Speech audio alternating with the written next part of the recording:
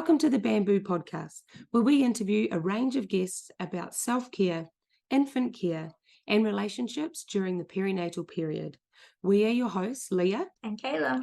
In this episode, Patricia Leahy-Warren discusses the different types of social support, parenting self-efficacy, the importance of breastfeeding, and how mothers can feel empowered during birth and the postnatal period. I especially enjoyed her discussion on the importance of trusting mothers when they can explain changes in their infants, even when nothing is immediately evident to others. Patricia is a professor and the head of the School of Nursing and Midwifery at the University College Cork in Ireland. She holds registrations for general nursing, midwifery, and public health nursing. Patricia is amongst the most successful researchers in the disciplines of nursing and midwifery in Ireland, with over 100 papers and book chapters. So welcome, Patricia. It's lovely to have you on the podcast. How are you doing today? I'm very well. Thank you so much for this opportunity, and it's really lovely to meet with you now.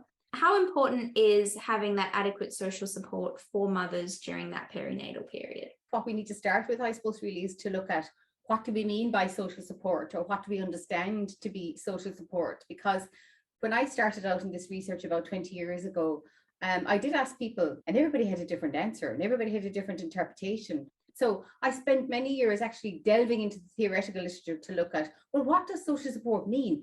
And how do people interpret it and understand it? It actually is made up of two key attributes. Social support is about the people, and then it's about the functions. It's not one size fits all. It's quite complex.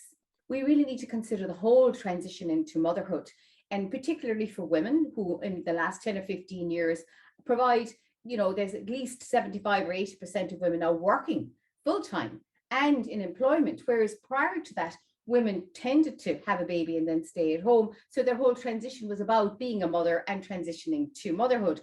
Whereas now our birth rates have dropped, particularly in the Western world, and having children is a big transition for women. They're older now, becoming first-time mothers. There was a time women were having babies at 21, 22. In Ireland, the average age now is 32 for the first-time mother. So we need to look at the social situation in terms of where women are having children into what kind of a society. So it is about structural social support. So it's about who are the people who provide supports.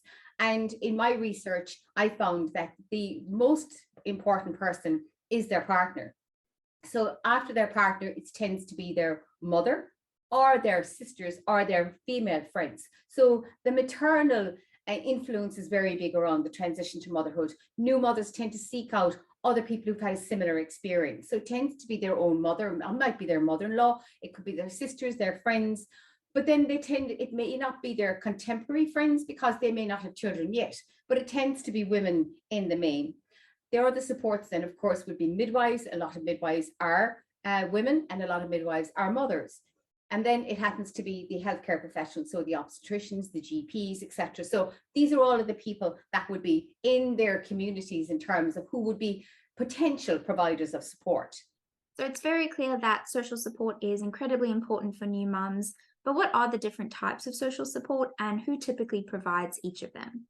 There is 4 types of support, and they tend to come from different people. This is why you need a larger network. So informational support, information support tends to come from maternity care providers and the significant other, who tends to be their mothers or their partner's mother as well.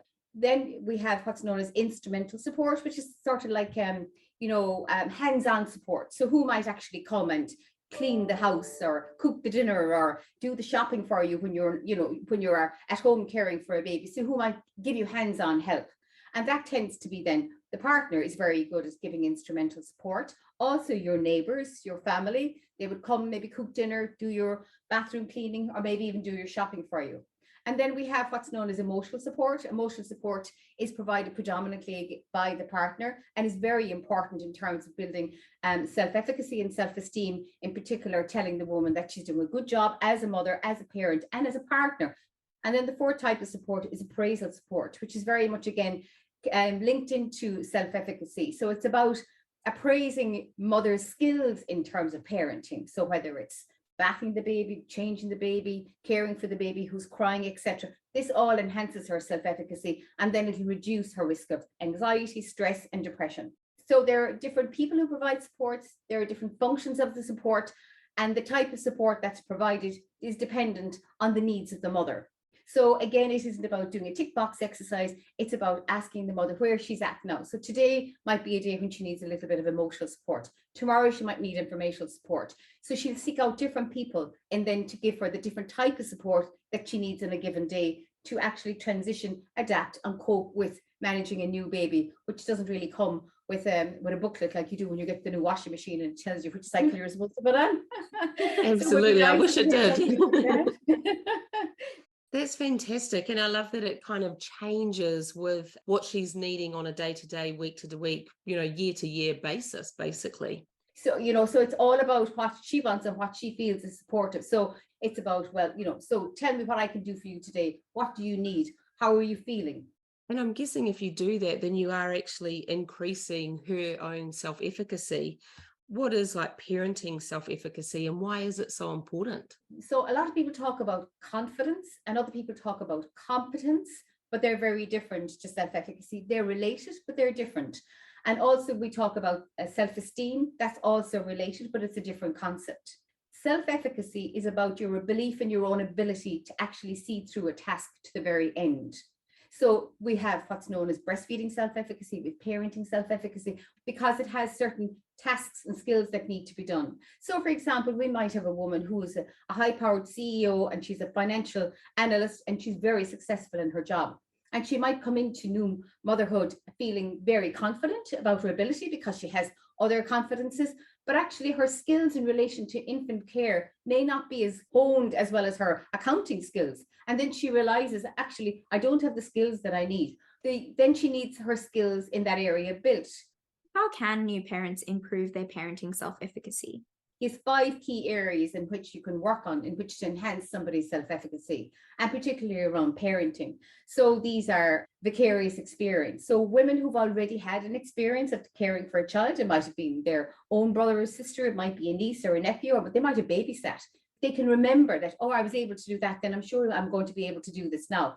Another one would be, for example, for breastfeeding, it might be that she's already had friends who was breastfeeding and she saw them being successful and she thinks, well, if they're successful and I watch them, I'm sure I could be successful as well. So as you've discussed, vicarious learning is really important to bolstering self-efficacy, but I also wanted to touch on some of the other types of information sources. So personal mastery is very effective. So this involves parents successfully performing the tasks themselves. So this could be successfully soothing the infant or getting an infant to latch while learning to breastfeed. Verbal persuasion is another.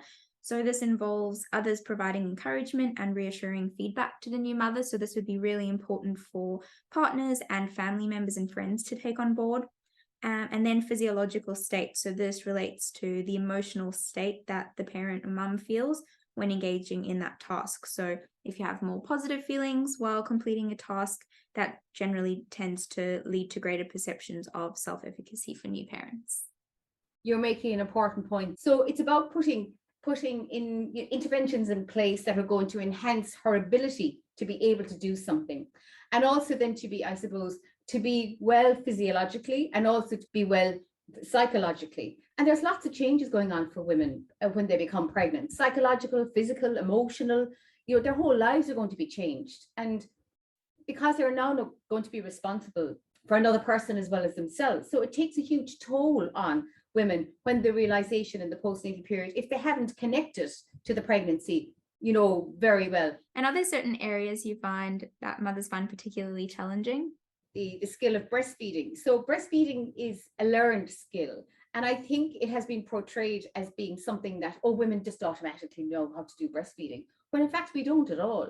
And it takes patience and it takes skill and it takes, a supporting structure around you, not just your partner and your family, but the whole of the society in terms of making it easy for you to breastfeed rather than being more difficult. And if you are going to have a fussy baby, you might have a premature baby who maybe needs to be fed regularly. All of these are going to cause you stress and anxiety because of lack of sleep as well. And then you have the marketing companies coming in saying, we have a number of specialist products here and there for the crying baby, the hungry baby, the premature baby, and they're all expensive products. And they think, oh my God, this is great and it's going to solve the problems. When actually it's not the milk at all. It's to do with the parenting and how we can actually maybe, calm a fussy baby. And it's nothing to do with the fact that they're breastfeeding or they're bottle feeding or anything else. So there's a number of elements that need to be worked on in terms of enhancing breastfeeding as well, because it's a public health issue and a woman's choice. But at the moment, it's not an easy choice to make, because there are so many, I suppose, barriers to her being able to breastfeed. From a population perspective, women tend to know the advantages of breastfeeding, but it's very difficult when you're not supported. It's the infrastructure and the support structures around them that's not in place. So, for example, not very many countries are enforcing the code in terms of marketing substitute milks, and that is a big issue. These formula feeding companies have put millions of dollars worldwide into this. So women are bombarded, and no one yet, for all the research they do in the formula, have come up with the gold standard that is breast milk. And evidence is overwhelming in terms of child outcomes, short, medium, and long term, from cognitive ability to obesity to chronic diseases. The evidence is overwhelming. So really, it's a sustainable method of feeding, and it's a benefit from a bonding and attachment perspective. So there's lots of emotional well-being going on then between the woman and her infant in terms of short, medium, and long term, and in terms of stability. And I know Australia does much better than a lot of countries in terms of their initiation rates. It is, yeah. And I love that you bring up how breastfeeding is learned, like you really do need to learn how to do it. And it's finding those people, particularly when you have the baby, that are going to support you, whether it be a lactation consultant or if the midwives can help you while you're still in hospital. But I even remember with my third child struggling to breastfeed, and I had breastfed 2 children before that. And I remember thinking, I should know how to do this. And I rang the midwife, she came around, and I knew that it was not working, or something was going on, because it actually hurt. And I just knew from experience. But if you haven't been through that experience before, how do you know what's not normal and whether it should hurt or shouldn't hurt? And I remember she came straight in, and it was the way I was positioned, and she just quickly changed a few things.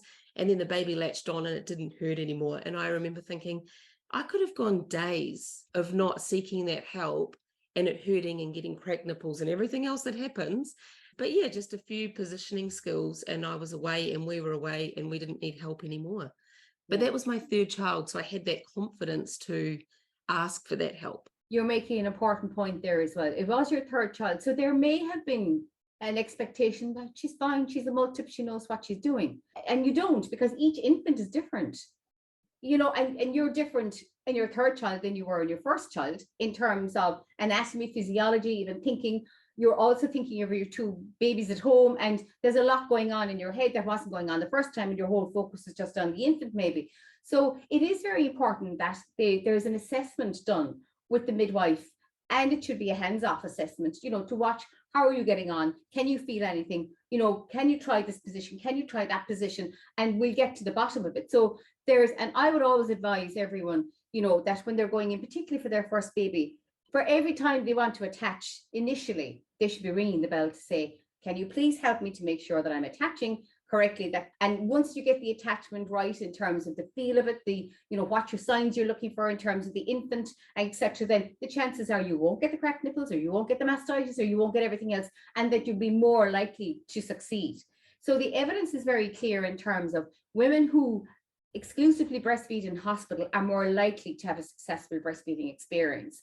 If we go down the route of having maybe supplementation, even in the maternity care, you're already, I suppose, interrupting the exclusivity. I think it's great as well, talking specifically about breastfeeding and breastfeeding self-efficacy, that parenting self-efficacy broadly is not just something you have or don't have. Not having confidence with breastfeeding doesn't mean that you can't have that with other parenting skills. So I thought that was just an important thing to emphasize, that you're building that repertoire slowly as you go along. And what about for mums who, maybe are in a different country for work, or, and are a bit more isolated, maybe don't have their mother with them or other family and friends? What would be a recommendation for sort of going forward and establishing some connections before and then once they've given birth? Yeah, that's a really good question. And I think that is key actually to a woman being supported in the postnatal period. So when they're planning their pregnancy, it's a good idea to find out what's in their community. So for example, their partner will need support as well. So it would be great if the partners had support in addition to mothers having support, and Australia is very good in terms of, men's sheds, and you have a lot of support structures there available already for new fathers to come together. And I think you're the only country in the world, besides maybe the Netherlands, that actually do antenatal classes for fathers, because they feel they have a different need base than their partners. And that's really important. So it's about the couple as becoming a new family together, to really do their research in terms of, well, who's around in this area, because their mothers or fathers are obviously in a different country or a different place. We have all different means of social media, but actually it's good to build a physical base as well. And a lot of times there will be the mother and toddler groups that are available in the community. Oftentimes the maternity hospitals have groups that they can go back in for a number of weeks afterwards as well. And it's to know these in advance and to know, well, what is available to me, so that if I do need them, and maybe you won't, but I know what days they're on, what times they're on. If I have a cesarean section, how am I going to get to the hospital? Is there public transport? Is there a neighbor? Is there a friend that could do it on that morning that maybe could drop me and I can get a taxi or a cab home or something? So it's a matter of planning in advance and not waiting for the event to happen, or waiting when you're feeling really overwhelmed. All that work should be done beforehand. A lot of new mums don't realize they need that support, or they think they have sufficient support. You might be getting, material support from your partner, or some types of support, but you realize, oh, I'm really lacking that emotional support, or I'm not getting someone that's giving me that appraisal, that reassurance. And having that, just having those numbers, having those groups ready for in that moment when you're feeling a bit overwhelmed is. And also sleep deprived. And sleep deprived. Yes. Yeah. Yes, you're absolutely right. Absolutely right. Actually, that's a good point you bring up there, because as a clinician, that is the first thing that I always, when I'm doing my biopsychosocial assessment, a good question to ask a mom is, are you able to sleep when your infant is sleeping? And if you find that she's not, because her mind is working overtime, then she's going to get into a cycle of not sleeping, not being able to get to sleep, and then not. So then you start to become irritable, agitated, and high anxiety, and you're more likely to slide into depression. Whereas if it's picked up much earlier on, it is a case of, if you tend to not to be able to sleep, it may mean that you're overwhelmed. And maybe you do need to go and talk to somebody. And maybe you do need a little bit of support. Maybe you do need that half hour that you could do your yoga class and your baby's been minded for that 30 minutes. Or that you can go for a shower without listening to a screaming baby and think, oh, this is okay and nothing's going to happen to him while I'm in the shower. So you do need to build in that in terms of minding yourself. But actually, the biggest problem we have in terms of anxiety, stress, and depression is identifying it, because women are afraid to come forward. Even though it has improved over a number of years and the stigma has lessened, it's still there. And women feel, but sure, I should be able to cope. I'm well educated, I'm well able to, and I've loads of supports and all the rest of it. Of course, I should be able to mind a new baby. What's the difficulty of minding a new baby? We all know it's very, very challenging. So you do need to mind yourself. And then women need to be told of this.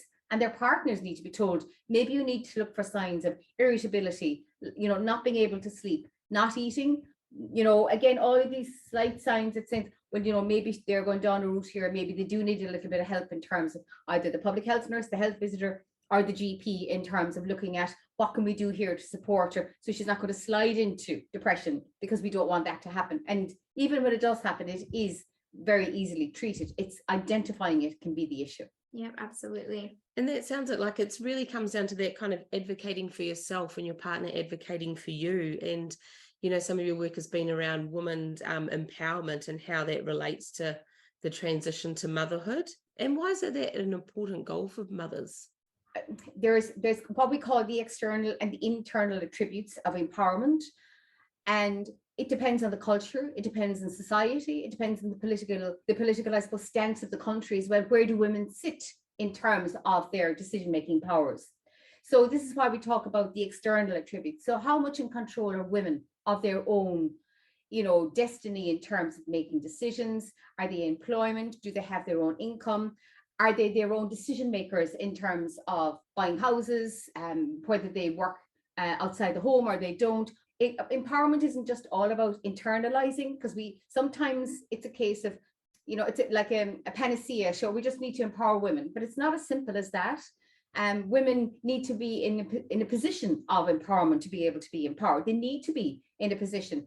If you are, you're more likely then to be able to work on the internal attributes, which is the self-efficacy, to be in control, to have choice, to be involved in your decision making. And then it depends on the services that are provided, how amenable they are to women being involved in choice, decision making, and their outcomes in terms of their birth and their birthing outcomes. Having a birth plan that has been discussed beforehand so that there is input from all of the professionals, and so there's no surprises when something happens during the birthing process, including the partner as well in all these decisions. And she's more likely then to come out the other side feeling empowered, feeling, you know, that she had a good experience, but as long as the experience was good and she felt like she was included and her decisions were adhered to and she was involved in those decisions. Perhaps if you're in a smaller hospital or in a location where those professionals aren't really giving you those options or giving you the ability to make many choices, and what are some ways that new mothers can sort of advocate for themselves? How would you recommend? Yeah, no, that's a very good question. And, you know, we do find that the health services are under pressure in a lot of different places, and, you know, time is very important. But again, it's about working with people. So don't wait until the day that you go into labor to have these conversations. So it's early on during the perinatal period. And, you know, so when you're visiting the labor ward or you're visiting the antenatal suite where they do induction or whatever, that, you know, you can make some suggestions. Can I bring in my own music? Can I bring my own iPads? Can we turn down the lights? Can my partner be with me? So you're asking all the right questions in terms of, can I be in some way in control of some of my decisions? I appreciate, you know, there's limitations in terms of staffing or whatever, but can I contribute to my own outcomes in terms of what I really like here? So there's lots of ways of having the conversation. I do think they will do as much as they can to facilitate your choices. What about when things sort of don't go to plan, as you mentioned? So what are some coping strategies or ways to deal with it not going to plan and being the way you anticipated? Yeah, a very good question. And it does happen, you know, there's no point in saying otherwise, it does. Again, I think there needs to be opportunity for the woman then to have services offered to her afterwards at a time that it suits her. She may be too overwhelmed initially to want to talk about it. So I might be the midwife and I would think, God, that was a lovely birth. And the woman is completely and utterly traumatized. So it's her perception of the birth, not mine. So every woman should be offered, you know, services afterwards. So, you know, would you like to talk to somebody? And these are the services that are available. This is how we make the referral. Oh, that's so lovely to know, isn't it? And what about, you know, with mothers, if they have that real fear or anxiety around the actual childbirth? Yeah. And there is a lot of women who do have what we call tocophobia. They have fear of childbirth, maybe even before they even have a child. It's about being as well informed as you can. It's about the supportive learning plan. It's about building your community around you in terms of having the most control you can have in terms of information and knowing what the scenarios may well be and how then are you going to be included or excluded in terms of those decisions as we go through the birthing process. How can support people be there for the new mother after birth? So especially when some complications have occurred. It's about then, you know, I suppose, appraising the woman in terms of her ability to birth as well, because a lot of women come out and they think, you know, my body failed me and I wasn't able to do X or Y, when it was nothing at all to do with them. It was to do with whatever was going on in terms of the pregnancy and whatever issues were going on there. And these scenarios were based on best decisions then in terms of safety and output for herself and the infant. So yeah, really it is all about communication. And how empowering. Yeah. You know, knowing that you have talked about that with your midwife or whoever is helping you through that, but knowing that you've been listened to. Yeah, women do a great job. And this is one of my earlier pieces of research. What we found was women really appreciate affirmation from healthcare professionals in particular, that what they're doing is a good job. And over the years, in all my clinical experience and working with pediatricians and neonatologists, they would all tell you, actually, a woman knows her baby best. So regardless of what she's doing, she's going to do a good job. Even if you see her doing something that's a bit odd or weird or whatever, they really do know their baby's best. And if they're saying there's something wrong, we need to listen to them because they know their infant best. And they mightn't be able to articulate what it is that they're wrong, but they just say, there's definitely something wrong. I know there is, I just don't know, I can't put my finger in it. So it needs to be taken seriously. And, you know, you need to do a full assessment of the mother and the infant to get to whatever is the issue that's troubling the mother, because it's troubling her infant. And really integral to building that self-efficacy. If you have someone saying, yep, I believe you, something's happening, you're going to feel more confident that you can read your infant signals, you do understand that something's happening. Yeah. And I'll follow that up with how important it is to really limit the advice and opinions that we give to new mothers. So obviously it's crucial to listen and provide some helpful information, but I think just being careful not to judge or persuade mums. You'll find, even I've met, I don't know how many women, even during pregnancy, they would tell me that, particularly with a first pregnancy, it really upsets them, that they think that they're public property, that some people actually will come and touch them and say, oh, you're pregnant. I mean, I think that would freak me out as well. So it's a bit like that when they have a new baby, everybody tells you what to do and how to do it. You think, just, don't be telling them what to do. Like, yeah, I do. I think you're right there. I think, less is more. You can admire the baby and you can tell her mom how great a job she's doing because her baby is happy and beautiful regardless, and that's the best thing you can say to a new mother, and not be telling her what to do and how to do it. Unless she's going to seek advice, and then that's different. Yeah, well, that's exactly the thing, encouraging the new mum to ask for advice. If you want to reach out to me, just continually saying that, and then they have that option as opposed to being told. Yeah. Definitely a better way to go about it. Yeah. Well, thank you so much again for joining us. It's been a fantastic conversation. Thank you very much for the opportunity, and I wish you all the best with your studies, both of you. Thank you so much. Thank Have you. a lovely day. See you later. You too. Take care. Bye-bye. Bye.